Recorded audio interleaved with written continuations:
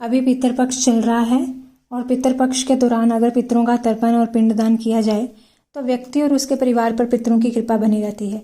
इस दौरान कई लोग पितृदोष का उपाय भी करते हैं, लेकिन पितृदोष से जूझ रहे कई लोगों को पता नहीं होता कि पितृदोष कितनी पीढ़ी तक रहता है और कितनी पीढ़ी तक पितरों का श्राद्ध किया जाना चाहिए। हरे कृष्णा, राधे राधे।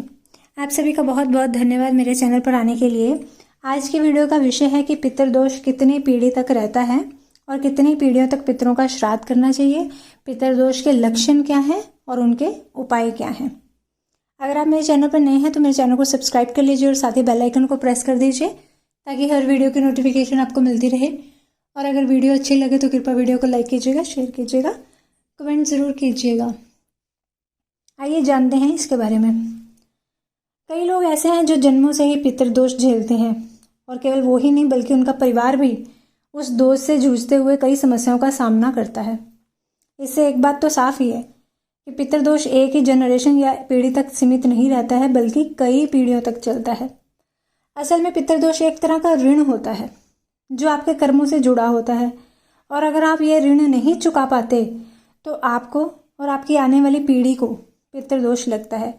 ये ऋण है पूर्वजों का ऋण, पितृ ऋण, स्वयं का ऋण, मातृ ऋण, पत्नी ऋण, संबंधी का ऋण, पुत्री ऋण, जालिमाना ऋण आदि। इन्हीं ऋणों के आधार पर पितृदोष लगता है।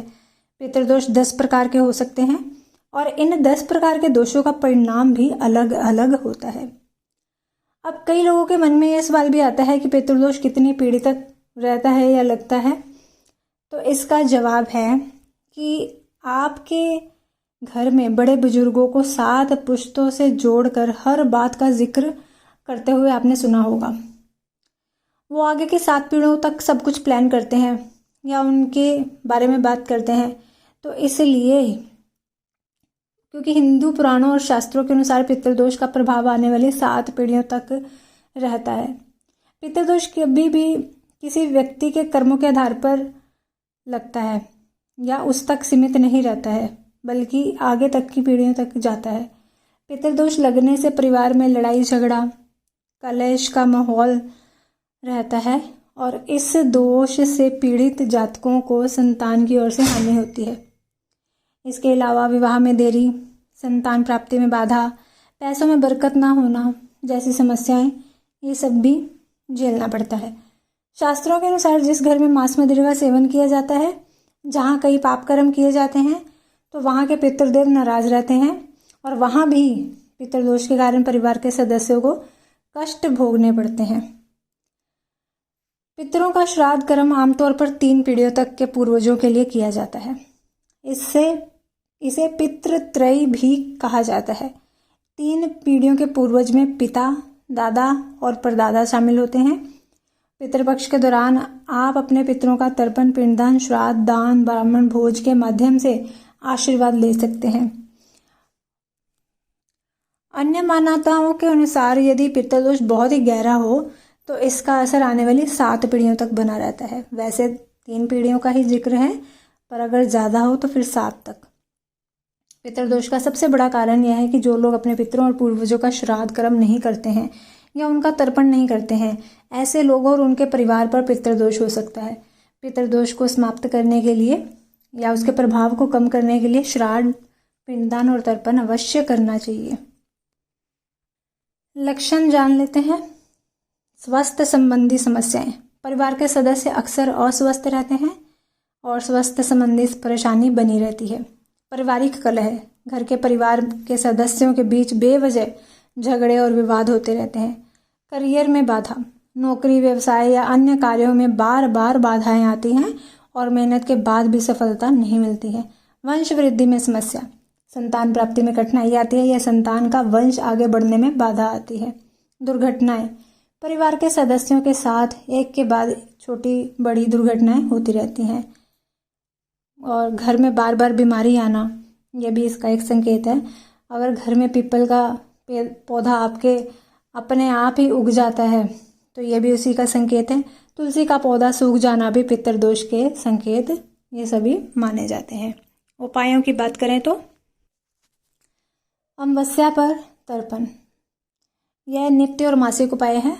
हर मास में अमावस्या आती है। आप हर अमावस्या तिथि पर अपने पितरों के निमित्त तर्पण या जल चढ़ा सकते हैं और श्राद्ध कर सकते हैं। श्राद्ध ब्राह्मणों को भोजन करवा के भी आप उतना भी कर सकते हैं। पितरों के लिए दान पुण्य, श्रद्धा अनुसार अन्न धन वस्त्र का दान करें जिससे पितरों की आत्मा को शांति मिले और पितृदोष कम हो। सूर्य को जल अर्पण, सूर्यदेव को रोज सुबह जल चढ़ाएं क्योंकि उन्हें सभी ग्रहों का राजा माना जाता है।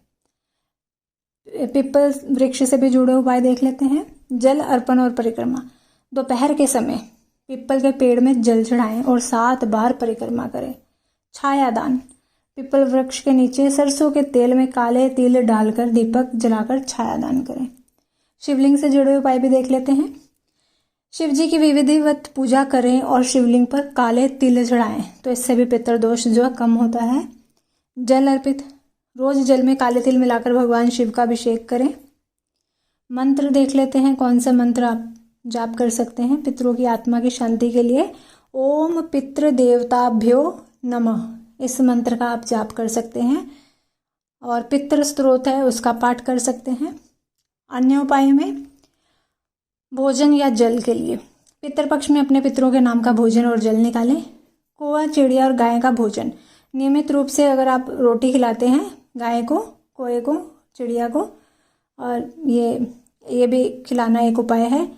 फिर महत्वपूर्ण सबसे श्रीमद् भागवत गीता का पाठ, ये करने से भी पितृदोष में कमी आती है।